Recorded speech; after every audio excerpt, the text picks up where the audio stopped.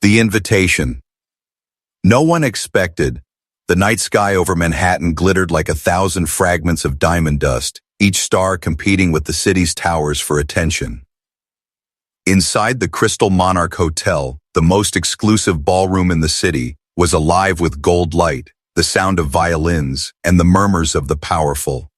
This was the annual Preston Foundation Gala, an event where politicians, celebrities, and business magnates mingled under a ceiling so high it could have swallowed a cathedral. Crystal chandeliers spilled light across marble floors, polished to a perfect reflection, so clear that the women in shimmering gowns could see their own jeweled silhouettes beneath their feet. The air was scented faintly with roses, champagne, and wealth.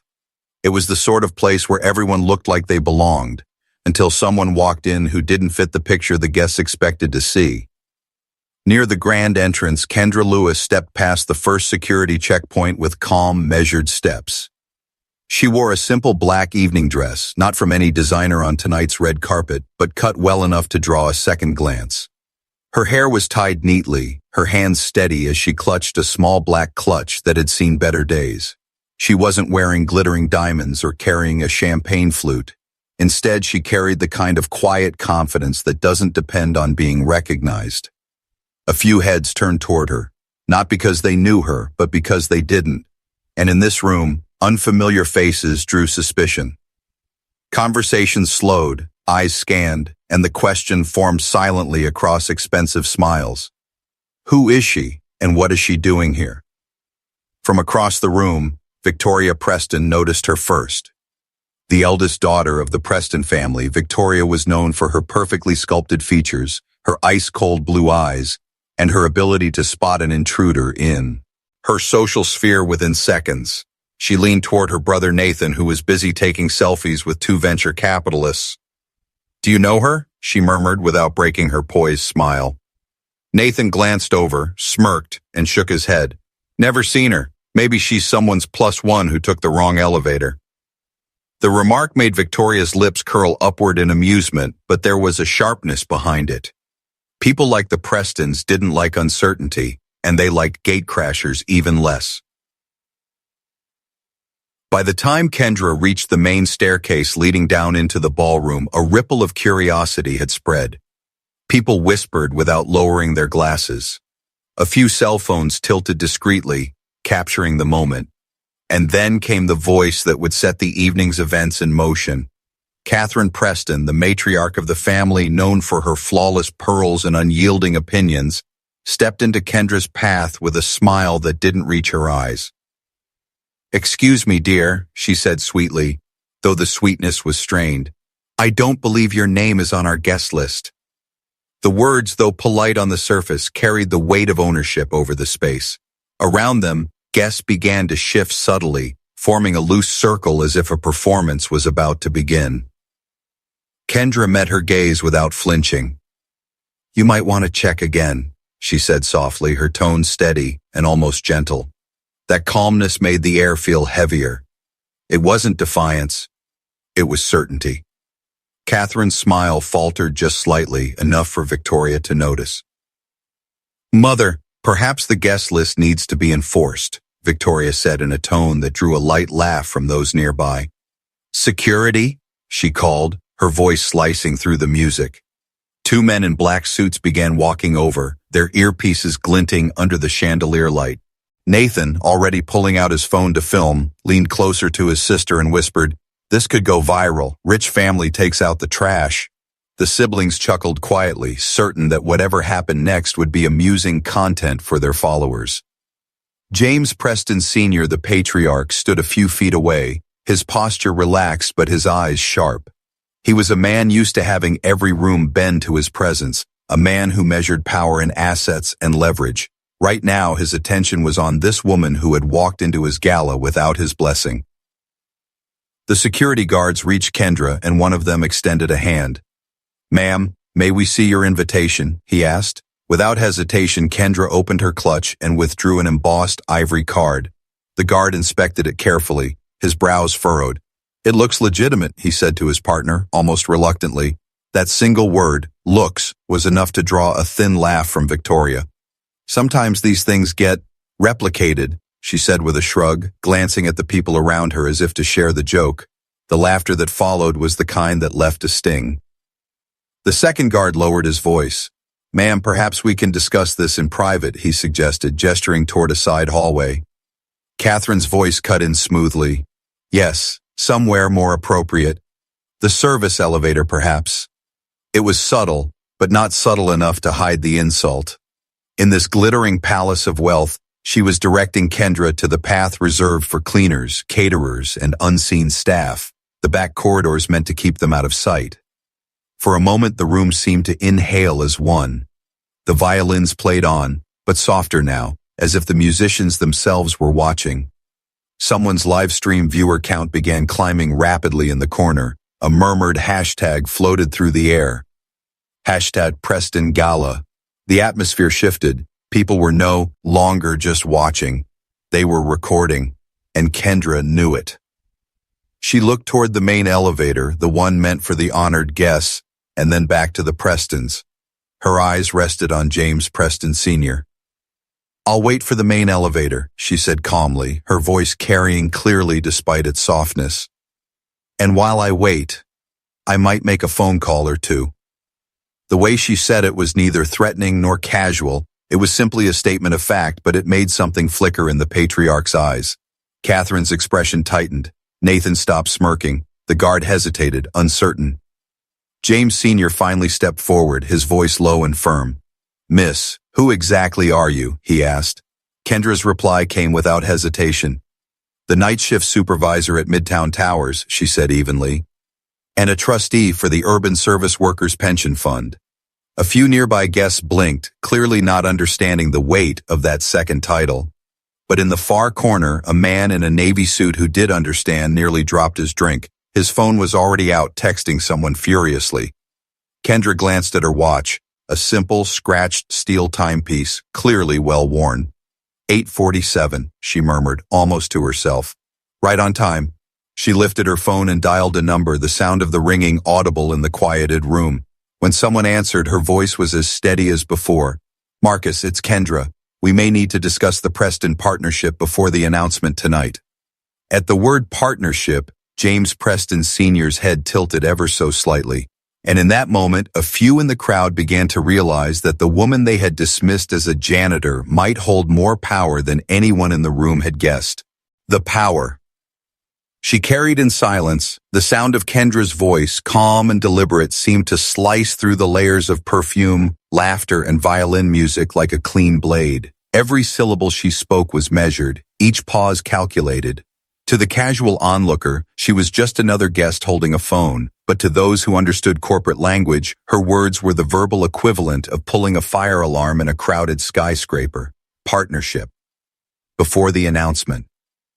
Those two phrases together could make investors freeze mid-step. Victoria Preston's smile had hardened into a mask, but behind it her mind raced. She recognized the name Urban Service Workers Pension Fund now that she'd heard it again.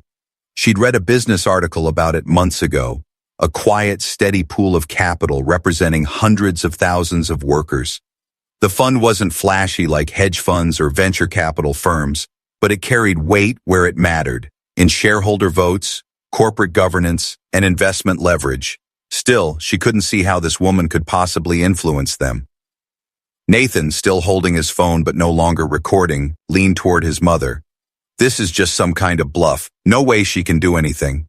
Catherine pursed her lips, eyes locked on Kendra. "You'd be surprised how often the wrong people find themselves in the right rooms," she murmured, though she didn't sound convinced herself.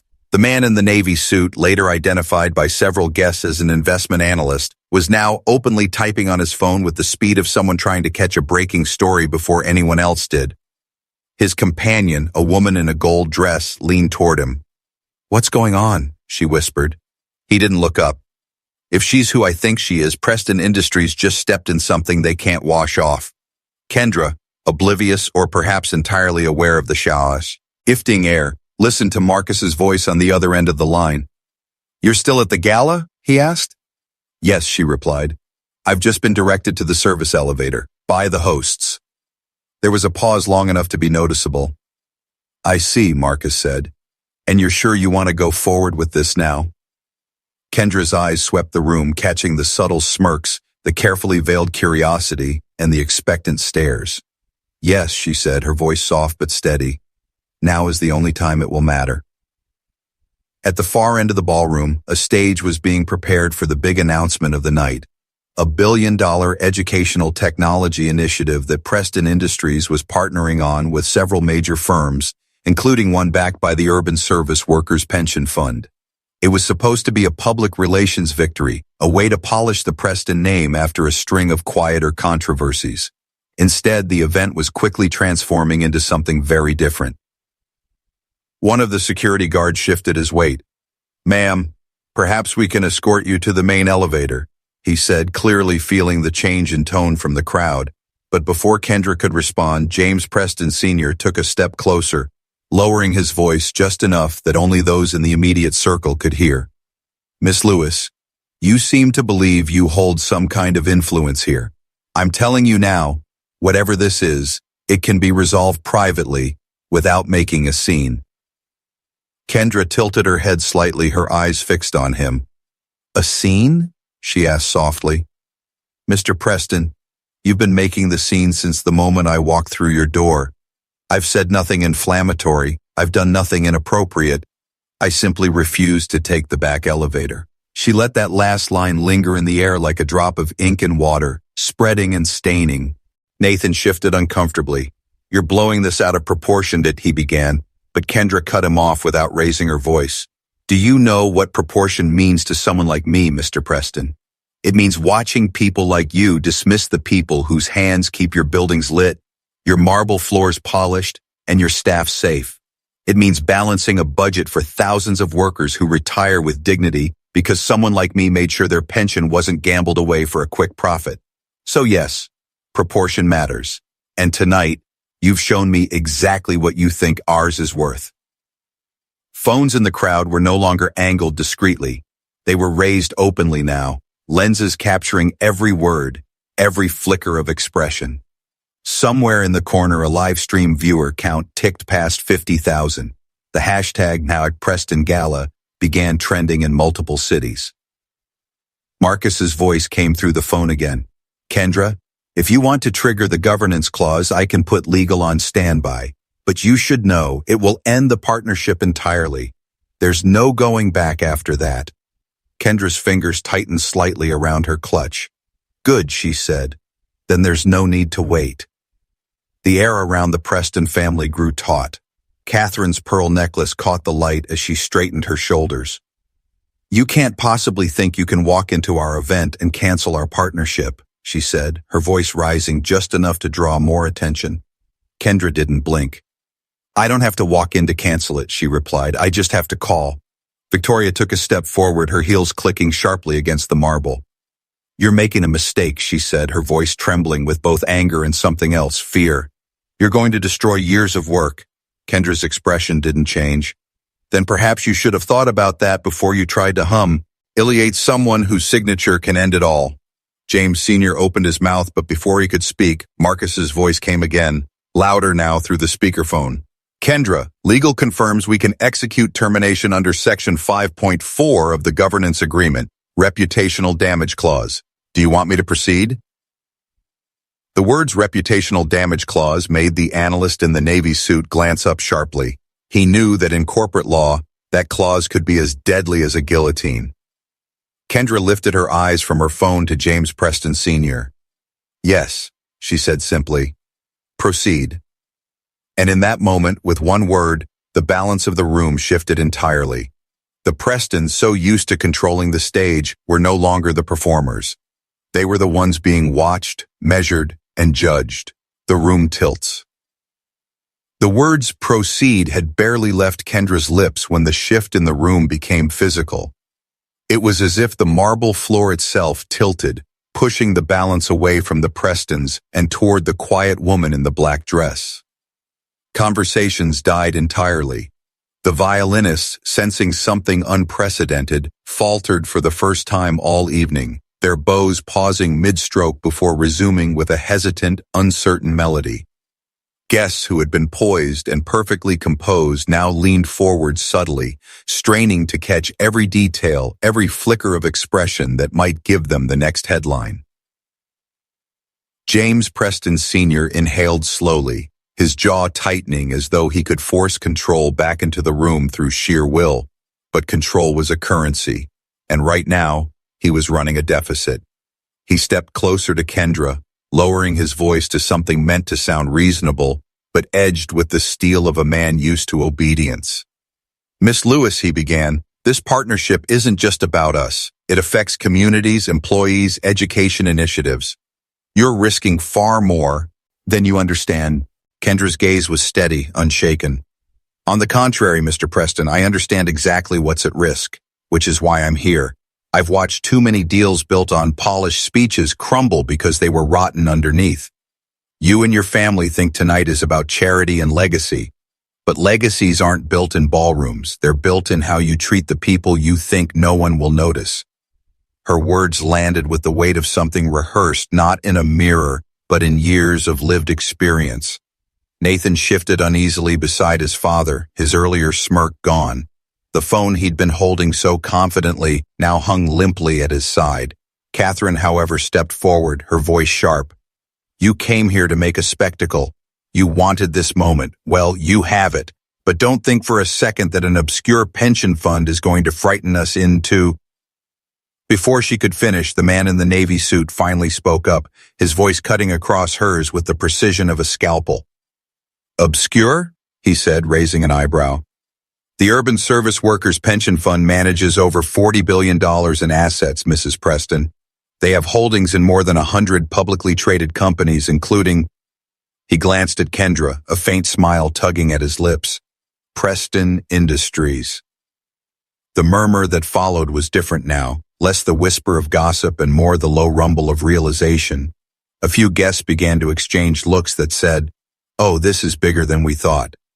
Someone in the back muttered, "If she's a trustee, she has voting power." Another replied quietly, "She could rally other shareholders." The atmosphere thickened, the kind of heaviness that precedes a thunderstorm. Kendra didn't move, but the faintest flicker of acknowledgement passed between her and the analyst. "Marcus," she said into the phone, "confirm that notice is being prepared for distribute. Tie into our co-trustees."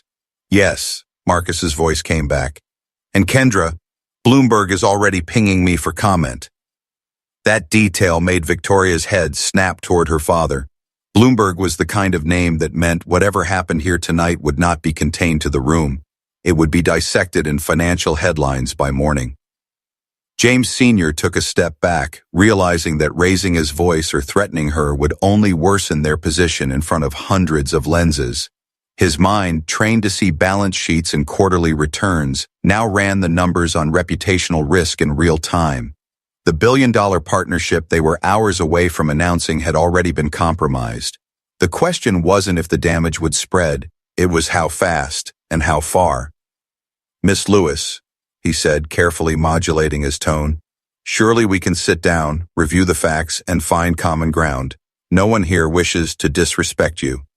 Kendra tilted her head slightly, her expression still unreadable. "You can't undo what you've already shown me," she replied. "Respect isn't something you grant in private after shaming someone in public. It's what you practice consistently, even when you think no one is watching. Tonight, plenty of people are watching." Her eyes flicked to the growing sea of phones, and they're recording. The live stream viewer count, visible on one guest's screen, had crossed 100,000. Comments scrolled rapidly. "This is history in the making. Queen Energy. Workers own Wall Street, too. Had dignity clause." Victoria stepped forward, clearly fighting to regain composure. "You've made your point," she said, her voice tight. "But think about the fallout. If this deal dies, programs will be cut. Schools will lose funding. People will lose jobs. Do you really want to be responsible for that?" For the first time all night, Kendra smiled, but it wasn't a smile of amusement. It was the kind that comes from holding a truth too long and finally letting it out. "You're trying to use the same fear you've used on your own employees for years," she said quietly. "But I'm not afraid of being responsible. I'm afraid of letting things continue as they are. If you want to talk about jobs, Let's start with the workers cleaning your offices who haven't had a wage increase in 5 years, or the maintenance staff who can't afford the health insurance your company provides. The words hit like blows, and for the first time, several guests in the crowd nodded, openly aligning themselves with her position. A few even began murmuring agreements under their breath. The Prestons were losing not just control of the moment, they were losing the room. Marcus's voice came again through the phone. Kendra, legal is ready to issue the official termination notice. Just give the final word. Kendra's eyes locked on James Preston Sr. one last time. Issue it, she said. In that instant, the deal that had taken months of negotiations and promised to cement the Prestons' influence in a new market began to unravel thread by thread. The announcement stage at the far end of the room suddenly looked like a monument to something that would never happen. And though the violins played on, their melody now felt like the score to an ending, not a beginning. When the floor drops, the room didn't explode with noise the moment Kendra gave the final word, at least not in the way anyone expected. Instead, it was the silence that struck first. A thick, weighted hush descended, as if the chandeliers themselves were listening. The only sound was the faint hum of a phone vibrating somewhere nearby and the lingering, uncertain bow strokes of the violinists who didn't know whether to keep playing or stop ease entirely. It was the kind of quiet that follows a gunshot, not from shock alone, but from the knowledge that nothing will be the same when the sound fades. Marcus's voice came through Kendra's phone, clear and deliberate. Notice has been executed, effective immediately. Washington Capital Management and its affiliated pension funds are withdrawing from the Preston partnership. Legal confirmation is being emailed to all stakeholders. His words seemed to echo, bouncing off the marble and glass like a final verdict. A ripple passed through the crowd, subtle at first, then visible as people's eyes darted to their own screens. Phones vibrated in pockets and clutched hands. A Bloomberg push alert popped up on one guest's screen. Breaking, 1.1b, Preston Foundation partnership collapses amid gala confrontation. Another alert followed within seconds from Reuters, then CNN. Within a minute, half the room had seen it in print. The billion-dollar deal wasn't just in jeopardy, it was gone. And they had all been standing in the room when it happened. James Preston Sr.'s face had the color of polished stone, pale under the weight of sudden loss. The man was used to market volatility, but this was different. This wasn't a slow erosion of value. This was a trapdoor opening beneath his feet, the kind that takes years to recover from, if recovery is even possible. His mind ticked through the chain reaction. Investors spooked, share price drop, analysts downgrading the stock by morning, whispers of leadership incompetence. Catherine's hand went instinctively to her pearls, twisting them around her fingers. She'd been through crises before, but never one that unfolded live on social media in front of people sipping champagne. Her instinct was to deny, to reframe, to claim misunderstanding. But the cameras were everywhere. Any denial would be fact-checked before she even finished speaking. Victoria broke the silence first, her voice cracking just enough to betray her. "You're making a mistake that will ruin lives," she said, taking a step toward Kendra. "Do you have any idea what you've done to the communities this partnership was supposed to help?" Her tone was half accusation, half desperation. Kendra turned her head slowly toward her. "I have every idea," she said evenly. "I also have the data on where your last 3 community initiatives actually spent their funds. Less than 30% reached the programs you promised. The rest padded executive bonuses and paid for PR campaigns to tell everyone how generous you were. Communities don't need more empty announcements. They need accountable partners." The words landed like a blow, and the murmurs in the crowd grew louder. Several people lowered their champagne glasses, suddenly less interested in the bubbly than in the truth unraveling in front of them. The man in the navy suit, the analyst, was typing furiously into his phone, likely feeding details to his newsroom.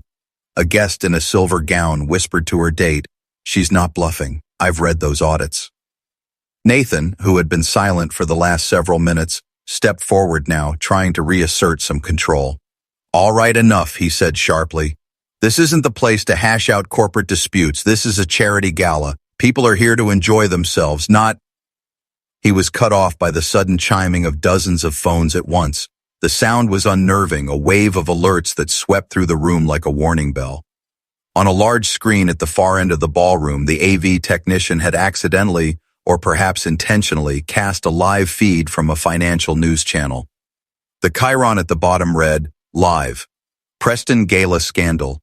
Workers' Pension Fund. Cancels partnership over discrimination allegations." The screen split to show live. Social media clips from inside the room, including Nathan's earlier smirk, Catherine pointing toward the service elevator, and Kendra standing her ground. The camera's timestamp confirmed the events were unfolding in real time. James Sr.'s lips pressed into a thin line. He turned to his head of security. "Shut that off." But the technician only shrugged helplessly. The feed was being broadcast by the network, not their internal system. Cutting it would mean blacking out the entire presentation setup. Kendra hadn't moved, her posture as steady as if she'd been standing in her own living room. She glanced briefly at the live feed before returning her gaze to James. "You can't turn off the story," she said quietly. "It's already out there." Marcus's voice came through her phone again. "Kendra, CNBC wants a live statement within the hour. Do you want to take it now?" She thought for a moment, then shook her head slightly. "Not here. Not yet. This isn't about me." The security guards who had been ready to escort her out earlier now stood frozen, their eyes flicking between her and the Prestons. One of them, a tall man with a neatly trimmed beard, shifted his stance as if silently deciding which side of history he preferred to be standing on when this clip made the evening news.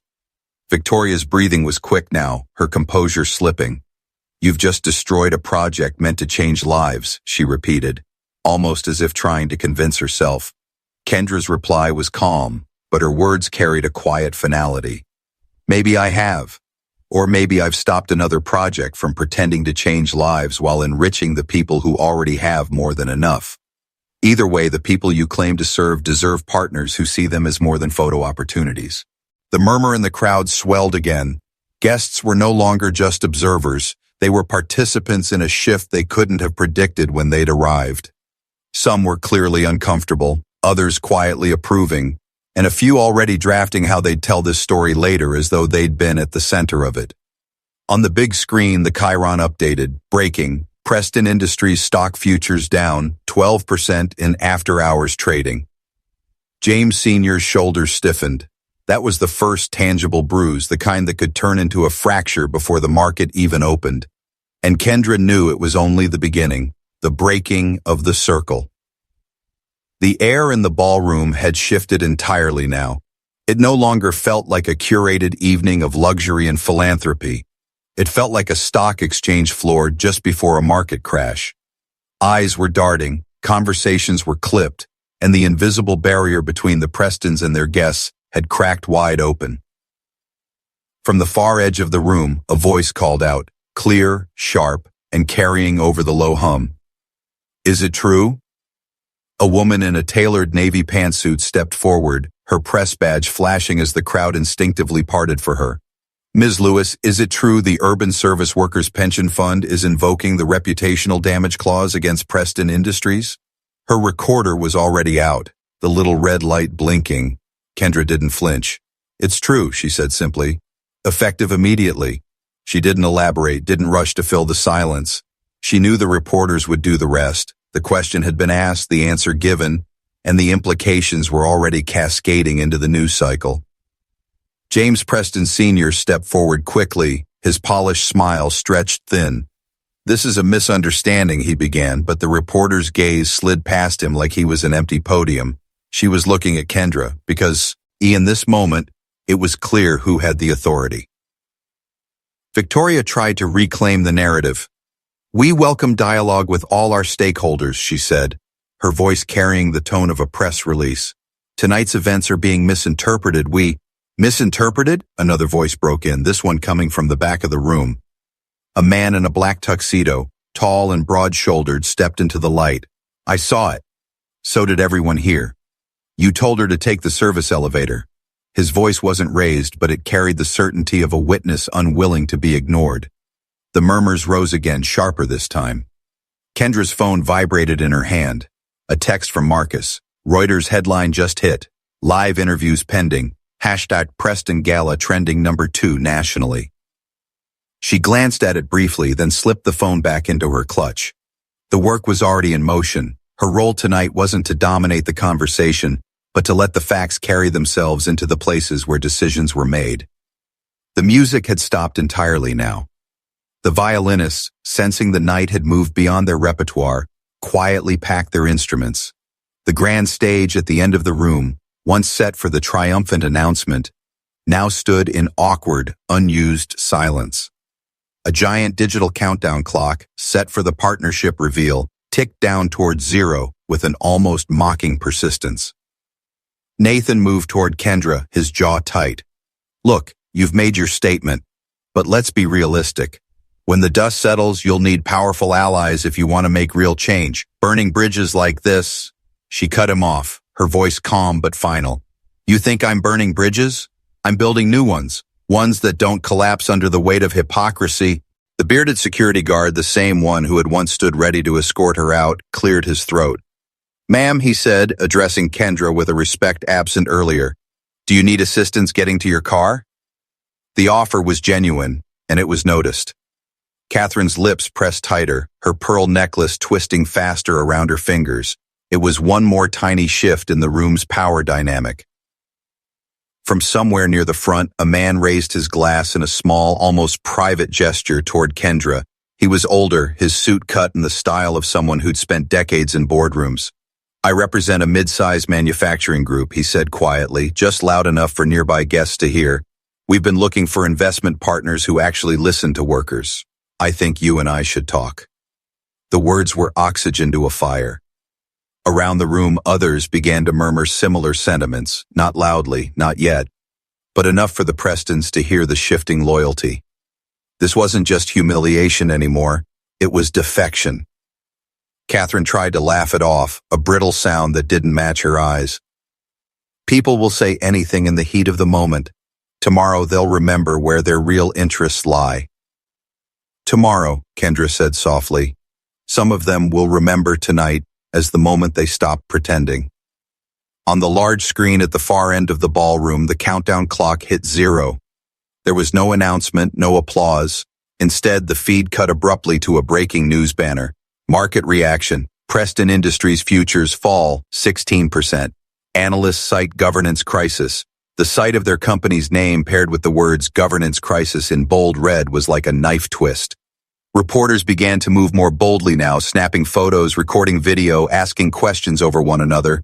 James Sr. tried to wave them off, but every gesture seemed smaller to Han the last. He no longer looked like the master of the room. He looked like a man trying to hold together a dam already cracked wide open.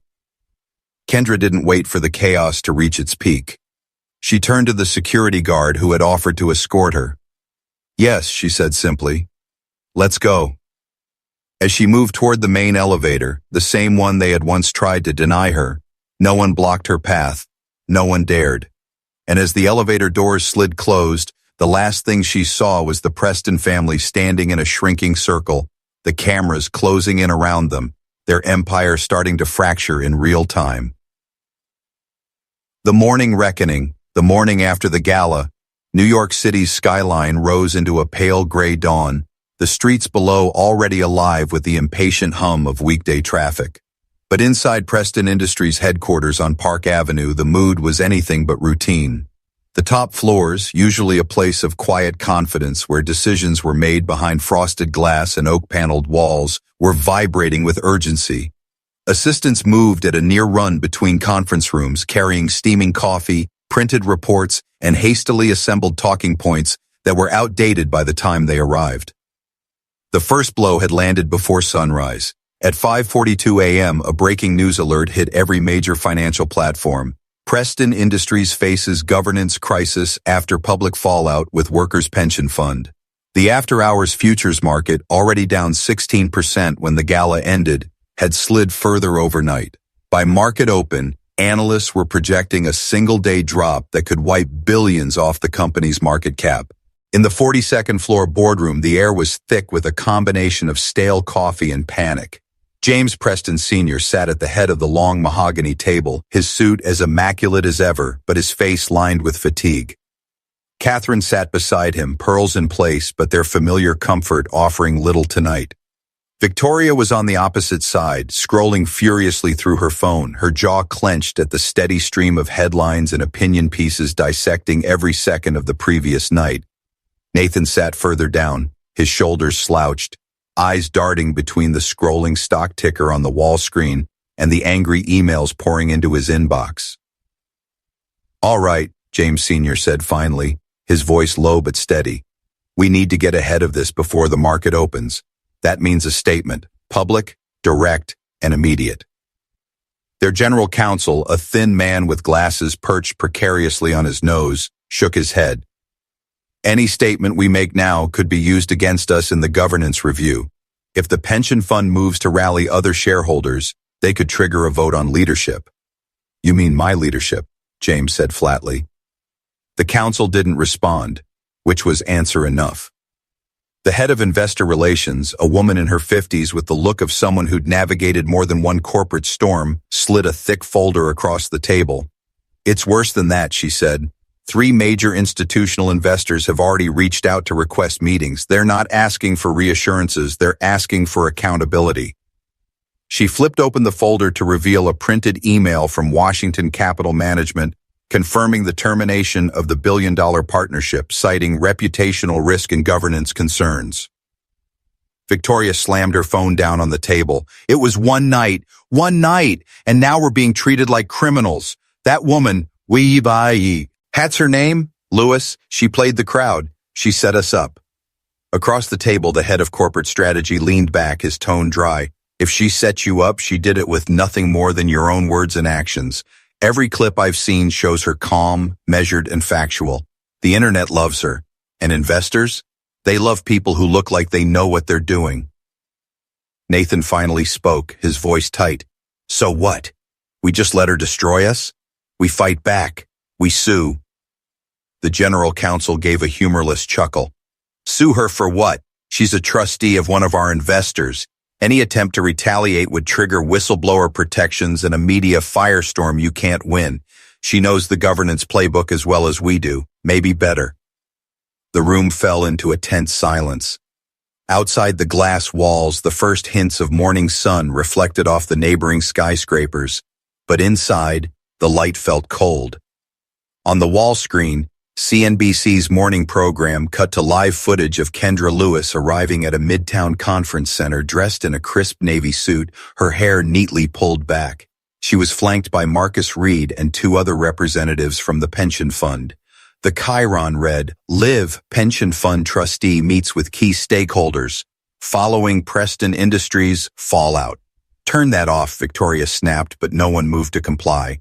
Everyone in the room understood what they were watching. Not a simple PR appearance, but a demonstration of influence. Every handshake, every camera flash reinforced the fact that Kendra wasn't retreating into anonymity. She was moving forward, deliberately, strategically, and publicly.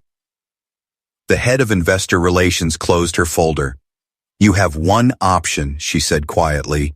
"Meet with her, admit fault, offer concessions before the shareholders demand more than your heads." James Sr.'s jaw tightened. He'd built Preston Industries on a foundation of control, of never appearing weak. But in the back of his mind, he knew the truth. This wasn't about appearing weak anymore. It was about survival. By the time the market opened at 9:30 a.m., Preston Industries stock had dropped 19%. The phones in the investor relations office rang non-stop. And in a quiet cafe several blocks away, Kendra sat with Marcus, reviewing the list of companies that had reached out to her since the night before, companies that wanted to discuss partnerships, governance reforms, and joint investment strategies. The same influence that had ended a billion-dollar deal was now opening doors to even larger possibilities. She took a sip of her coffee, glanced at the list, and smiled faintly. "They thought I was here to tear something down," she said. "They never imagined I came to build something better." The boardroom shift. 2 days after the gala, the Preston Industries boardroom was unrecognizable. The usual quiet, confident air had been replaced with a kind of brittle tension that seemed to hang over every polished surface. The mahogany table gleamed under the recessed lighting, but the reflection it cast back at the room was fractured, just like the company's image. Every seat was filled. Independent directors, major shareholders, and legal counsel sat shoulder to shoulder. The atmosphere was thick with the unspoken acknowledgement that this was not a routine quarterly meeting. The agenda was short, but the stakes could not have been higher: leadership accountability, governance reform, and the future of Preston Industries. James Preston Sr. sat at the head of the table, his hands clasped tightly together. The lines around his mouth were deeper now, his gaze sharp but heavy. Beside him, Catherine wore her pearls like armor, her expression cool but distant. Victoria and Nathan sat further down, both visibly uncomfortable in the unfamiliar position of being on the defensive. The door opened. Conversation stilled instantly. Kendra Lewis walked in, accompanied by Marcus Reed, OIA, and two attorneys. She wasn't in the simple black dress from the gala. Today she wore a tailored charcoal suit, her posture straight, her movements unhurried. She carried no stack of papers, no binder, only a small notebook and a pen. Her presence alone was enough to alter the current in the room. The independent board chair, a silver-haired man named Harrison Cole, cleared his throat. "Let's get started, Ms. Lewis. As a trustee representing one of our largest institutional investors, you have the floor." Kendra nodded slightly and took her seat across from the Prestons. "I won't take more of your time than necessary," she began, her voice calm but carrying to every corner of the room. "What happened at the gala wasn't a misunderstanding. It was a display, a public example of the private culture your company has allowed to thrive. That culture carries reputational and financial risk, which my fund is obligated to address." Victoria's hands tightened in her lap. "We've already issued a statement." Kendra looked at her directly. "Statements don't change behavior, structures do." She opened her notebook and slid a single sheet across the table. "This is a governance reform package, 4 non-negotiable points." Marcus leaned forward, speaking for the first time. 1. A leadership code of conduct tied to compensation. 2.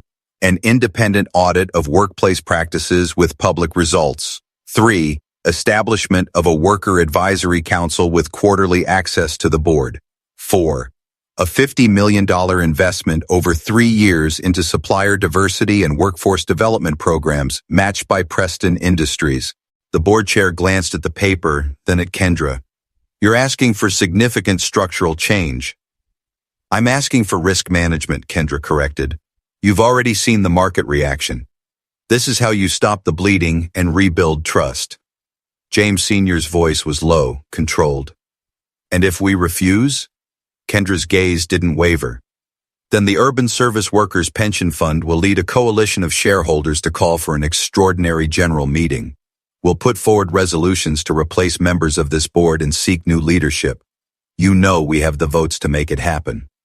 The silence that followed was deep enough to hear the faint hum of the HVAC system. Catherine shifted slightly, glancing at her husband, but his eyes remained locked on Kendra's. She wasn't bluffing. They both knew it. One of the independent directors cleared his throat. "Mr. Preston, given the current market climate, I believe Ms. Lewis's proposal is prudent." Another director nodded, then another.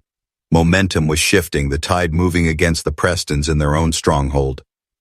James Sr. finally exhaled. "We'll agree to the package," he said slowly, as if each word cost him something. Kendra didn't smile. She only nodded once, making a quick note in her book. "Good. Then we'll consider this a new beginning." She closed the notebook, stood, and addressed the room one last time. "Respect is not a cost. It's an asset. Treat it that way, and you won't need people like me to remind you of it." As she and Marcus left the room, the air behind them felt different. Not lighter, not yet, but changed. The Prestons remained at the table, the reform package in front of them like a contract with the future they couldn't avoid. Outside, the winter sun glinted off the glass facade of the building. Kendra paused on the sidewalk, the noise of the city rising around her. Her phone buzzed with messages from partners and allies who'd been watching the meeting's outcome in real time. She allowed herself a small, private smile. The billion-dollar deal she had ended was never the point. The point was what would be built in its place. For the Prestons, the gala would be remembered as the night their control began to fracture. For Kendra, it was the night she proved, publicly and irrevocably, that power doesn't always come from the title on the door or the size of the bank account. Sometimes it comes from knowing exactly when to stand your ground and refusing to step aside.